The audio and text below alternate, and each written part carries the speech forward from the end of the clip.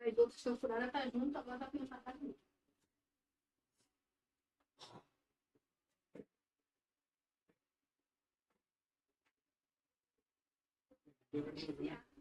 Meu Deus, né? Eu não ia achar isso aí não. Os dois neurônios sem a ponte, né? Uma ponte talvez eu achasse. Dois neurônios sem ponte não vou achar isso aí nunca.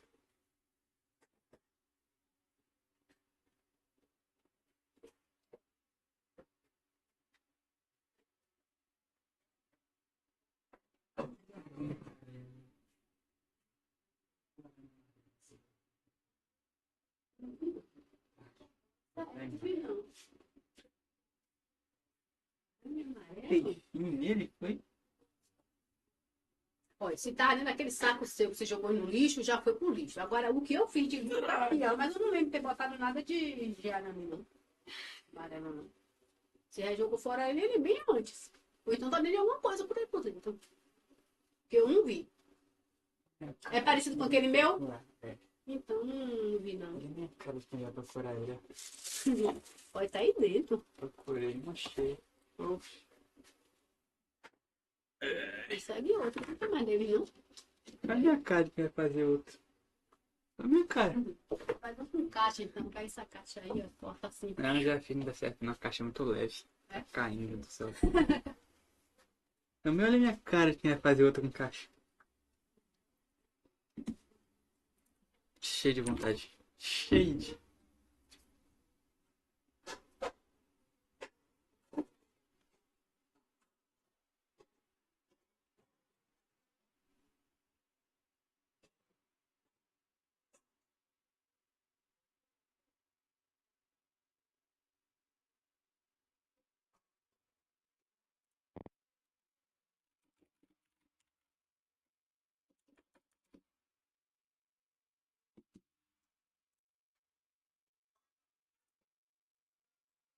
Cheio de vontade.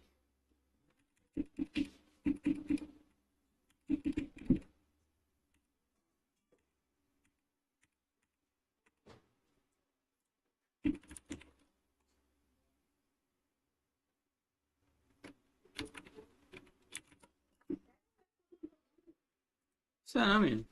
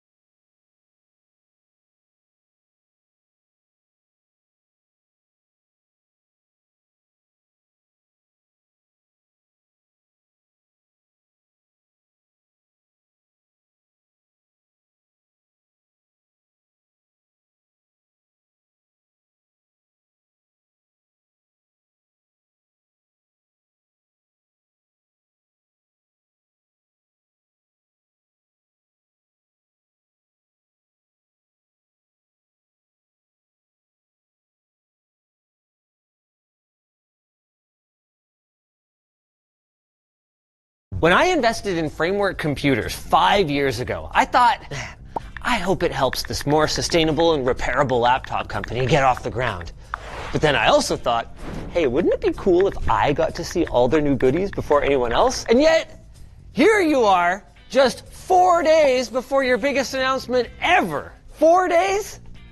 You're still seeing it before everyone else. I know. I'm just mad you made me wait so long. Guys, I'm talking 4 new products. A Framework 13 Pro model that uses LPCAMM2 memory for high speeds and easy upgrades. A refreshed, not to mention cheaper version of the Framework 16 gaming laptop. A brand new expansion bay module that allows you to connect any GPU to your laptop. And finally, a brand new product that raised my eyebrows right off my forehead. What do you have to say for yourself, mister?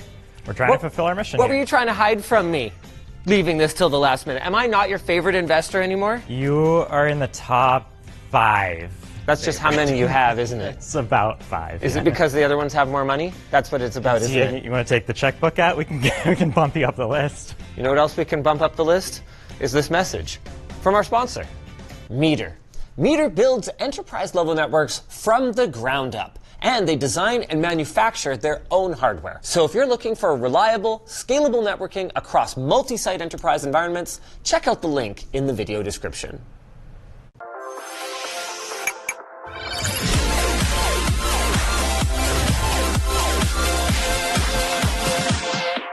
It's a keyboard. But before we talk about that, I want to take a closer look at this.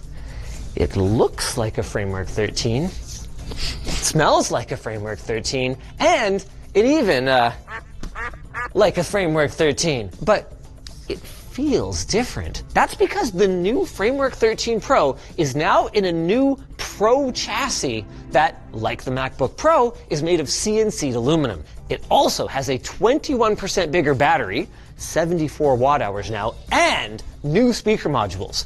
But wait, there's more. It also comes with a higher resolution 2.8K display, which is finally a touchscreen! Dun, dun, dun, dun. Okay, about time. What the fuck took so long? That is actually an ask that came from you. I remember 5 years ago you telling us we needed to have a touchscreen. Yeah. It actually is that it took us this long to get to a scale where we could afford to build a fully custom from scratch panel. So this is actually the first panel we built completely from a blank slate, which is actually $1 million+ investment to make. Wow! I mean, it looks great. What's the peak brightness on this thing? This goes up to 700 nit. We can actually crank it up right here. No, it's already really bright. It is.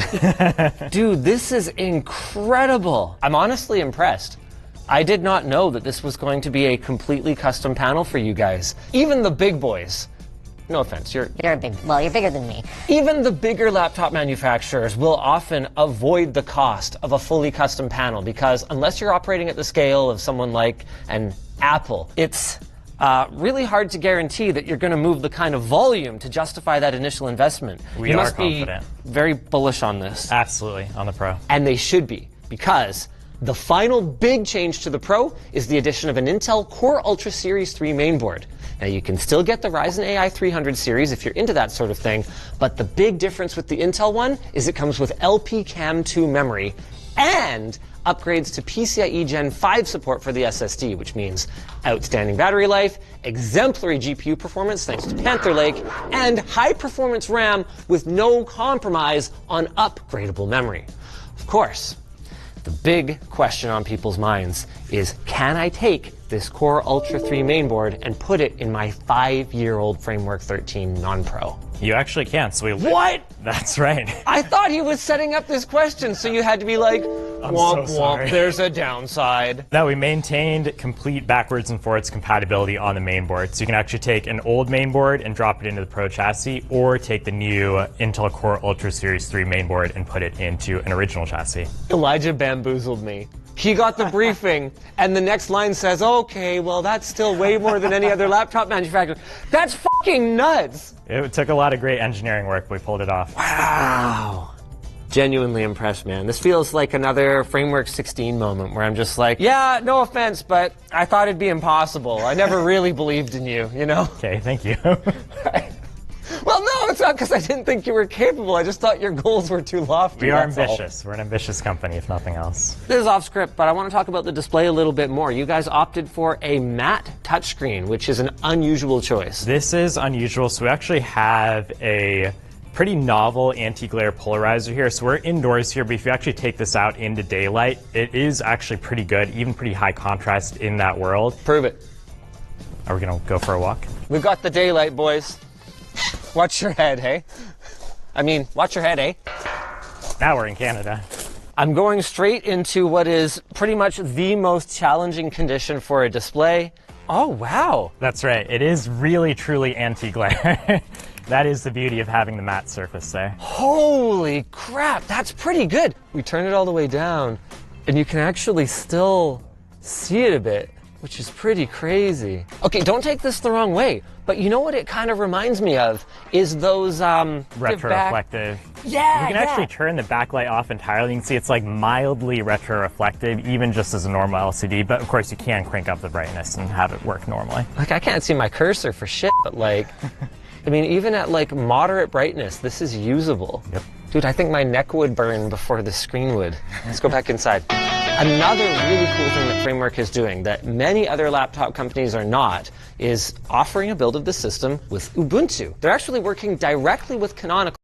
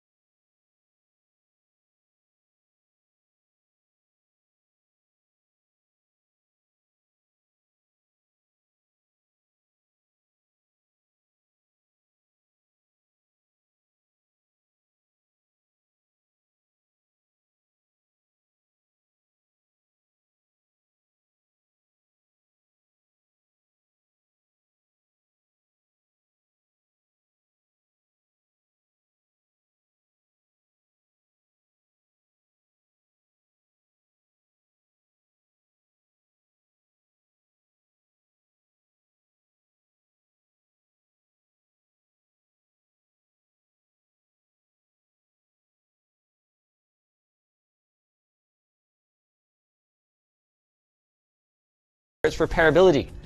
How is a keyboard more repairable or upgradable?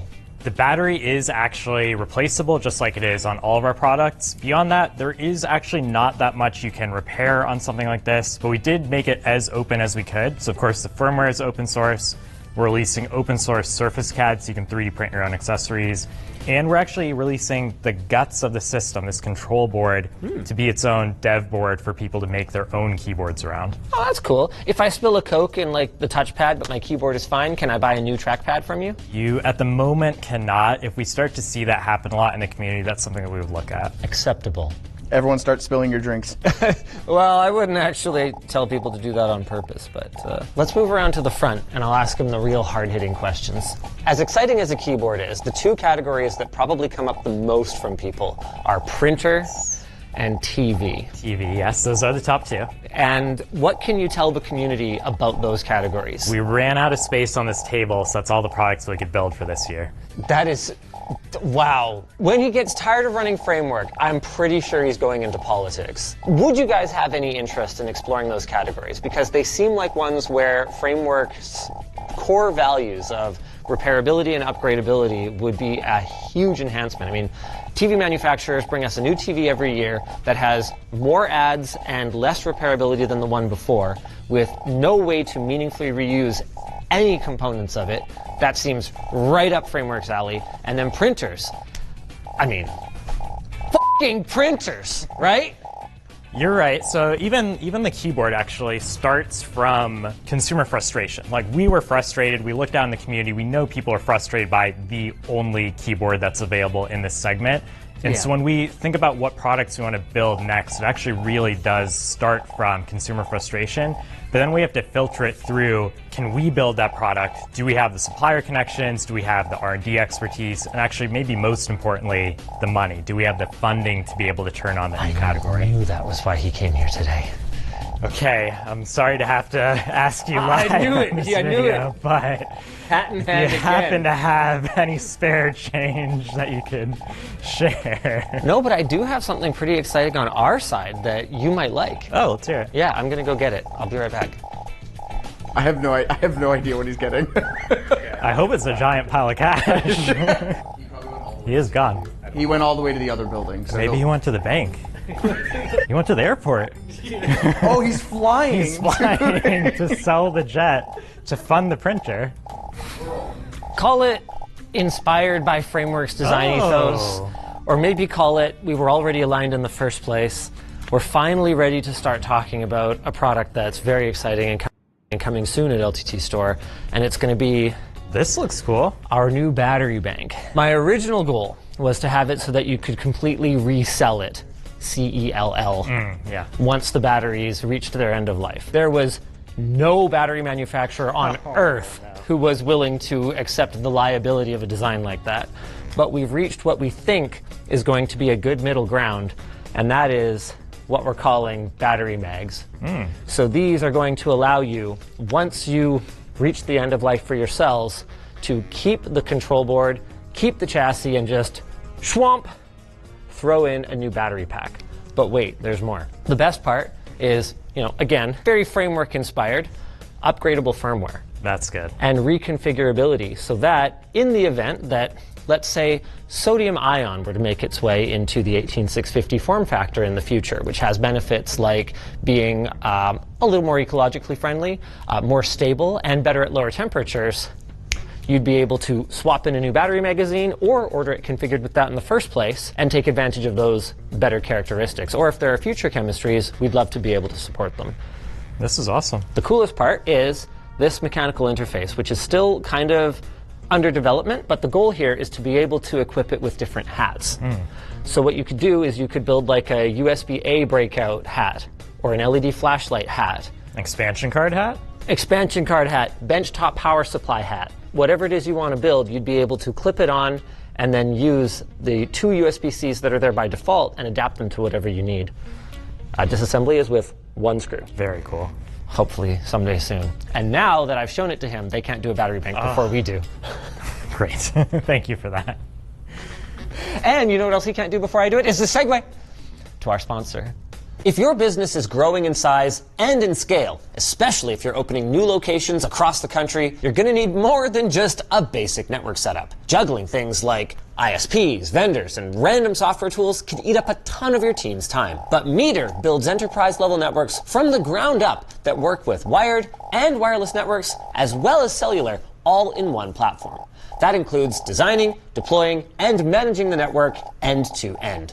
This is great if you're handling multiple warehouses or something like large corporate or school campuses. And one of the best parts is their transparent pricing, so you can easily manage your budget. Go to meter.com/LTT to book a demo now. That's meter.com/LTT. If you guys enjoyed this video, why not check out the original investment video, which really outlines what I found so inspiring about Framework's mission and their design ethos, and what made me want to put some money in and have some skin in the game and be a part of their success. And it's, again, don't take this the wrong way, but it's worked out like way better than I could have possibly expected. Yeah.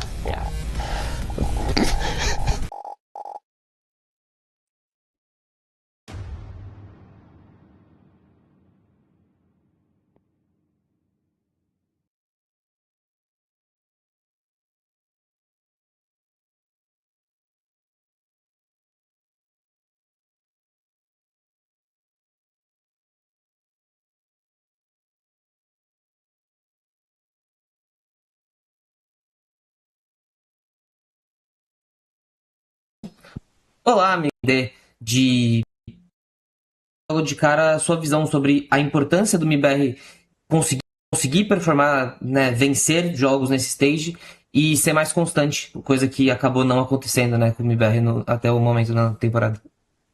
Sim, sempre nosso objetivo é chegar no internacional e Masters, mas fim de conta o objetivo sempre vai ser qualificar para Champions.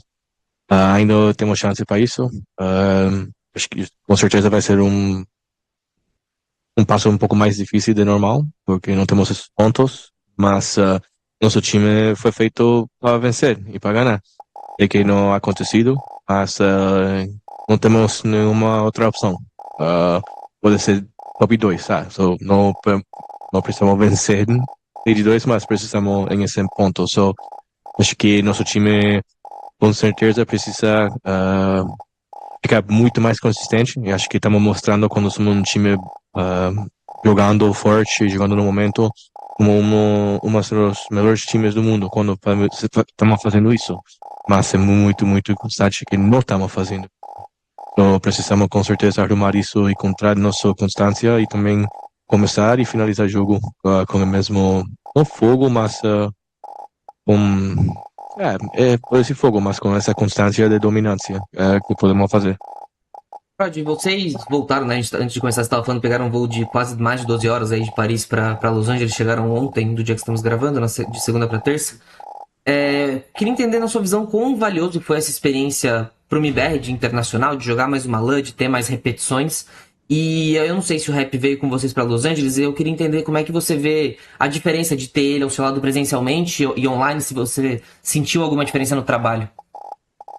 Com certeza, Rap é um monstro, coisa que tá com coisa de saúde, não vou falar muito, só tá ficando muito difícil para Rap chegar no Los Angeles o ano inteiro, mas graças a Deus que tá melhorando e o AWC ficou lá no Paris, que estava perto dele, so ele ficou fazendo essas coisas presencial e dá para perceber que era um monstro, ele sabe muita coisa, só coisa com saúde não pode jogar, so, tipo, tá em isso, pode ser que falamos um pouco mais, mas é difícil, ainda não sei tudo sobre essa parte, mas era uma experiência insanamente legal, não só por ter Happy lá, que ajudou muito como sempre, mas era uma experiência do time que precisamos muito.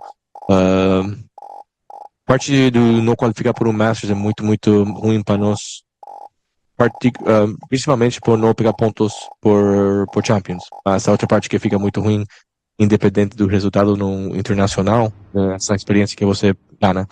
E tomou muito tempo para nós pegar essa experiência a primeira internacional, mas eu acho que quando mostramos um jogo bom, mostramos que nosso time é muito forte. Perdimos contra times bons, forte, e também perdimos contra o campeão, que era 100 Thieves, e também contra Heretics, que é um time bom. dava com certeza jogar muito melhor esse jogo e dava para vencer, mas o outro time é muito bom e nossa inconstância custou esses jogos. Prod, a gente também tem uma mudança estrutural no MBR, né? Que para muitos pode ser uma tempestade no copo d'água. Você falou já na coletiva há pouco que não é uma mudança tão grande assim para vocês. O Mazino tá assumindo o GL no lugar do Verno. Vocês tiveram também uma mudança de GL, uma não, duas, né? Mudanças de GL no ano passado com o Artenis R. Verno. Eu queria entender na sua visão se existe uma grande diferença entre o estilo do Verno e o estilo do Mazino de liderar dentro dos servidores, se isso tem, de certa forma, melhorado o MBR, né? Fazendo o MBR melhorar mais rápido, buscando essa constância. Eu troco peças, eu troco IGL e não em esse sentido, mas eu nunca falo por quê. E vou continuar a não falar por quê. Só é isso. Fizemos a troca muito mais tempo atrás, no outro dia que falamos. Estamos mostrando um jogo muito melhor, estamos sendo muito constante. Qualificamos para IWC com o Mazino sendo IGL e chegamos lá e ele fez um calling muito legal lá. Com certeza nosso time está indo em um prazo muito melhor. Muitas vezes você tava, muita pessoa falavam, o time como está indo, nós falamos que o time está melhorando e dá para ver que o time está melhorando também. Mas era muito isso, que trocamos muito nosso sistema, muita coisa dentro do time, GL, tudo isso, e tá ajudando bastante. Então, é só continuar nisso, botar fé que o Mazino vai continuar melhorando. E sendo um IGL novo, eu e Happy estamos trabalhando, ajudando ele, e realmente está mostrando que ele tem isso. Ele mostrou muito interesse no começo do ano, entender tática, tudo isso. Todos os times precisam um second caller, um backup caller, um cara que pode trocar tudo isso, ele é nosso cara. Prod, além de, claro, o MIBR ter que buscar esse top 2, né, para poder ir pro Champions, a gente tem as finais, né, o top 4 aqui no Brasil. Você teve essa experiência de jogar no Brasil em 2023 no Lock-in com a Loud, chegaram até a final, sentiram o calor e o apoio da torcida brasileira. Quão especial seria, caso o MIBR consiga, né, fazer essa caminhada até pelo menos o top 4, voltar a jogar aqui no Brasil e, claro, mais uma vez defendendo uma organização brasileira? Seria extremamente social. Acho que essa parte que eu sendo um gringo, sabe, não sou brasileiro, que eu realmente amo demais os brasileiros como torcem por os times deles, torcem por brasileiro, e eu só fico muito abençoado nessa parte, só ficar dentro de um time brasileiro por 4 anos já, sentindo esse amor. Você gritar e me xingar muito na nossa rede social também, mas tá de boa. É parte ruim, mas a parte legal também. Precisa os dois. E realmente eu amo essa parte também quando os caras fazem esse suporte. E sempre estamos tentando de representar e mostrar o Brasil no palco, no jogo. Sei que as coisas não estão indo melhor, mas por lo menos estamos qualificando para internacionais. Em cada internacional, se não é Londres, outros campos mostrando um time brasileiro, jogador brasileiro, coisa assim. Fico muito feliz em essa parte que estamos botando o Brasil no cima do mundo em essa parte do time e os jogadores são muito fortes. Pode, claro que o MIBR, por si só, o elenco, né, um elenco estrelado, são 5 jogadores muito fortes, muito, muito bons, uma comissão técnica muito vencedora, com muita experiência. E, claro, o ano não tem sido fácil até aqui, em questão de resultados de ida internacionais, como a gente já falou. Caso o MIBR venha a ficar fora do Champions, você entende que o projeto é um fracasso? Ou não necessariamente a palavra fracasso, mas seria uma decepção o MIBR ficar fora do Champions, na sua visão?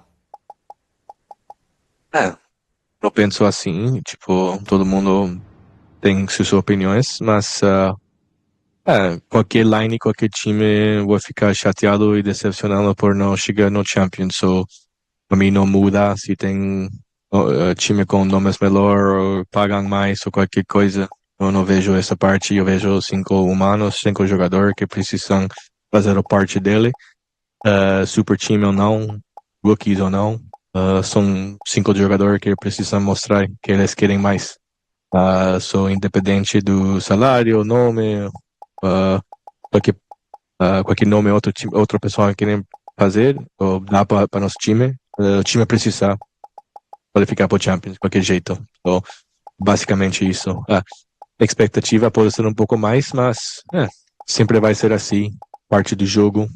Quando nosso time tem nomes, rede social grande, todo mundo vai falar coisas, mas independente disso, ninguém pensa nisso dentro do time, é só precisamos vencer, é isso. Prod, vocês estreiam no sábado contra a NRG, claro que é um jogo muito pesado, por conta de, claro, os nomes dos dois lados, é um grande jogo pra gente ter já na estreia. Quão importante seria o MIBR começar já com uma vitória com um time tão estrelado e tão forte como a NRG, e quais suas expectativas para essa partida? Vai ser bom, vai ser a mesma coisa. Eu sei que nós precisamos jogar contra a Energy, mas a Energy precisa jogar contra nós. Então, vai ser a mesma coisa. Acho que vamos dar o máximo possível para vencer esse jogo e começar nosso grupo mostrando um pés no chão forte sobre isso e tentando jogar contra um dos melhores times do mundo primeiro e mostrar nosso time que está forte. Vai ser muito importante e vamos mostrar isso. Pra gente encerrar então, vou te abrir espaço para mandar um recado para seus amigos, família, torcida do MIBR aí, que nas boas e nas más segue apoiando vocês aí ao longo da temporada. Com certeza. Agradeço a você e todo mundo que sempre está conosco. Eu sei que o ano está tendo um pouco menos baixo expectativas, mas o ano ainda não acabou. O nosso objetivo sempre é qualificar por Champions. Agora nosso passo para qualificar é só vencer, só esse é o nosso foco. Vamos fazer o máximo. Obrigado a todo mundo, obrigado ao Org, que sempre faz o suporte para nosso time também, torcida, patrocinadores, todo mundo. É isso.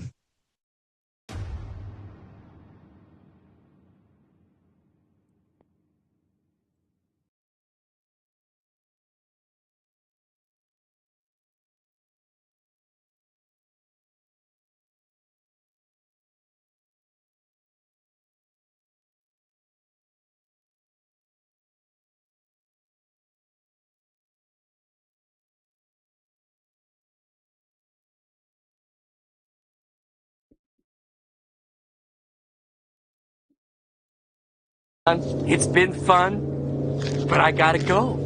I have a date with a 6-year-old boy. Police! Help! Yeah, these horror villains are trash. So as y'all know, I've been covering more horror movies as of late, and I've been having a fantastic time. If y'all been on the live channel, y'all know I could not handle horror movies at all.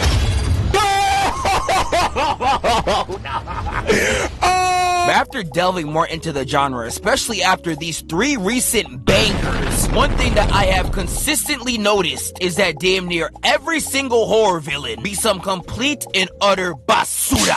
Like, I really be watching these movies in complete shock like, dog, who is writing in the booth? If I ever worked with one of these writers, I'm handing the script right back to them. Them folk really be in the booth just typing shit, cause why is there a villain that stars in Black Phone that spends the majority of his time hussing down little boys in order to, and I quote, play the naughty boy game? Like, nah, you's a bucky boy. And some of these villains are just impossible to survive. Some of y'all forget I'm African, bro. Imagine I'm in the quiet place with my family and I'm trying to tell my dad to stop making noise, and he look at me like, eh? I'm making noise. And we gonna get into it right now, because these horror villains are on a complete spectrum. Like, horror villains are genuinely some of the stupidest people to ever walk Earth. The reasons they'll have to justify slaughtering you and your entire family will damn near always be the most nonsensical ever. Like, I'd be damned if I ever encounter Ghostface and this nigga removes the mask, turns out to be my friend, and gives me some stupid ass reason like, oh, I just wanted to be like the movies. What's up with them chompers? Do you eat bricks? Like, nigga, I will genuinely end us both. Like, we got villains like Chucky who will keep you locked up in his trailer fighting for your life just so he could have someone to vent to about his bitch-ass wife. I said, did you have sex with anybody else about the 10 days we wasn't with each other? She said, yeah, I did. You're a fucking slut. You're a slut. And like any toxic couple, if you do not feed his delusions, I promise you, you're going to die that day. And don't even get me started on Jigsaw. Jigsaw will dead have you play the most demonically crafted games of all time. All because you didn't scan an item at self-checkout. Don't have you in the pits of hell talking about some your final challenge.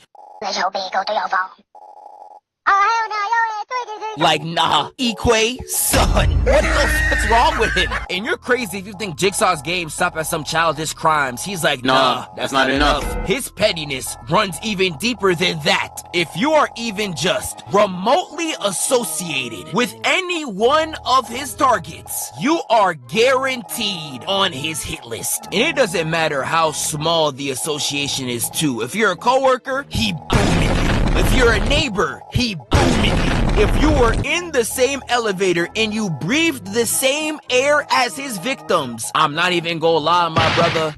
Just spread your cheese, gang. And with the combination of these games straight from hell and victims that sometimes don't even deserve it, you get a villain that has an IQ too low to comprehend. Like, this ain't even an exaggeration. You will wake up tied in a room only to see Jigsaw talking about some. Take a picture with your ass out and your back bent in with your pussy barely peeking through from a low angle with your face in it. Sit down, big fella. Like, one of the worst ones that come to mind called the Venus flytrap, where the victim has a bear trap locked to their neck. And the only way for them to break out is to gouge out a key behind their eye socket. Now, unless you are literally the Joker, I don't know what type of crime you have to do to deserve this. And do you want to know what he did? All this nigga did was snitch. Man, y'all said snitches get stitches, not caskets. What is y'all on? Like, y'all would really do this to 6ix9ine, my nigga? I mean, I would, but... Never mind, bruh. Now, not everyone Jigsaw messed with was innocent. I saw some of them victims and I was like, yeah, kill that boy. But some of these people genuinely never deserve this at all. Jigsaw has put niggas in his games for committing self-harm. Why are you mad that I'm killing myself, nigga? He put people in games for smoking, and one of the ones that hurt me the most had to be Amanda from Saw 2, who was literally poisoned by gas, and the only antidote being available to her being in this glass box. Now, when you look at it like that, it seemed pretty easy, right? Now here's the catch. The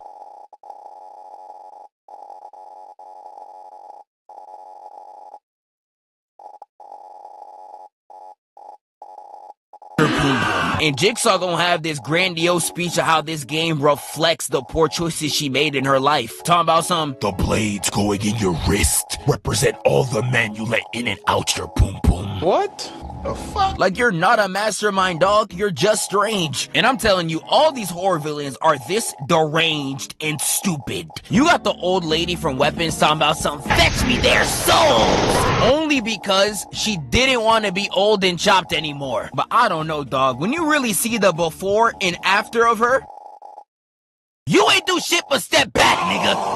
Like, you're really feeding off the souls of little kids just to look like a femboy Ronald McDonald. Like, bro, there's photos of Jay-Z that don't even look this ugly. How do you even reach this level of chopped? How? How, Sway? Like, man, you ain't got the answers, man. And you got stupid-ass villains like the ones in Obsession. Now, before we get into it, if you've seen the movie, you know who the real villain is, bruh. Nikki is the primary horror threat, but to anyone with a functioning brain, you just see her like, you're a victim.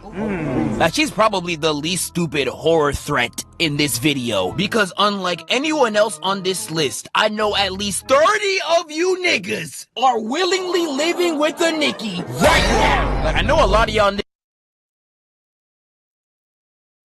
watching every move you do, and the moment you turn around, she's like, oh, so you don't love me? Nigga, no! Get away from me! Like, Shorty's out here genuinely screaming when he leaves the bed like, Oh, calm down, Jamal. like some of you guys as partners, if they were able to duct tape the door so you wouldn't go to work, they would. If y'all were playing a game and there was a girl next to you who you had to kiss and it wasn't her, I know a lot of girlfriends out there who would physically move the bitch to be the one who gets the kiss. Nigga, mine would. She not even a horror villain, bro. I was really just watching my life. And a lot of y'all should know that the real villain of the movie was Bear. Expose him! Bear! Expose him! Bear! Expose him! Bear is legitimately the biggest loser of all time, and I have warned y'all consistently about niggas like this. I've told y'all the most dangerous niggas are the ones that can't talk to women. So when I saw Bear make a wish to pull a girl instead of shooting his shot, literally all I said was, I knew it! Like, I don't know, Bear gives me Mordecai energy so bad in the worst way. We all know how Mordecai was fumbling easy shots like these. Your breath is really bad. Oh my gosh. Hell no. Is this nigga serious? And had to revert to turning back time just to repeat the shot. Bear is on the exact same timing. Exhibit A. When they were in this car, he had the... Still missed. All he had to say was, hey, you wanna go out sometime? But nah. You know what he says? Night, Freaky Nikki. Oh my goodness, Valentine! Ew, don't call me that. Dog, you flippin' twit. How do you even miss that shot, bro? What is he doing? What is he doing, folks? Why would he shoot the ball? Why? And Nikki literally makes the job even easier for the nigga, saying, Do you like me? Because if you do, now's the time to tell me. I fucked that. Bro, damn. yeah, this nigga's a complete prick. And instead of just taking the L and letting the girl leave, he decides to use voodoo straight from Ghana just to keep Nikki for himself. And it was actually disgusting. He would do research knowing that she is not herself and he would be fine. When he's told how to revert some of the wish, she's like, nah, I want to keep some of it. Taking no accountability. Literally, our words, her. And when the real Nikki finally comes out and asks him to kill her, this nigga has the gall, the audacity, nigga, the nerve to say this. What's so bad about being with me? What do you mean? Once I saw this scene, I was like, man, I want this nigga hung by jumper cables. How are you this much of a loser? I have never seen a nigga try to mind control the snow bunny. Who puts mind control on the mind controller? Dude, somebody slap this nigga. Like, nigga, F you, F the wish. Fuck this whole organization, I'm gone. Get your ass back here, dog. Hollywood wanted to drop with 2 stupid niggas this summer. Cause Backrooms, I gotta roast you! Backrooms is just another stupid place for stupid people. A horror landscape that makes absolutely no sense. You enter into the Backrooms and you got creatures built like Wembenyama who are only there to touch you uncomfortably. You got shorties in this bit hitting the thriller. And insane folk in here that will literally eat other people. And the only reason why I'm calling this so stupid is because it's literally the most avoidable event ever. All you have to do is not enter. The moment you saw this wall, dog, turn around. Nobody asked this man to come here. Nobody asked him to explore. My dog out here complaining about his life in the back rooms, blah, blah, blah. My brother in Christ, you made the sandwich. Who asked you to come down here, nigga? Like, he was really down here just making up some bullshit. Out here talking about some, let's roleplay me and my ex-wife. Weird. Buddy? You're weird. And even if you were to have no choice but to explore the back rooms, you could still come down here 30 times more prepared than this nigga, bruh. All this nigga brought was a rope, a telephone, and 2 minors. This shit sound like some R. Kelly inventory. Even if you was doing this broke, you couldn't have found anything else? Some water, some food, brother, a kitchen knife, something. You dead came in there with literally nothing and expected everything to be okay. You are a hack. And I could really keep going all day. You have Michael Myers literally able to tank a firefighter hose and wiping out a town with relative ease. Jason Voorhees out here one-shotting niggas' heads off for literal fun. You have villains like Candyman who have the rogues gallery of superpowers that you have to contend with. And movies like Smile. You think I'm about to... I'm not watching this! Look! Nigga, you're not surviving that. I'm so sorry. Like, you know what? I'm done with this, bro. F the whole horror genre. F this whole organization. I'm gone. Wake up, filthy. Hey, it's like you got come in peace.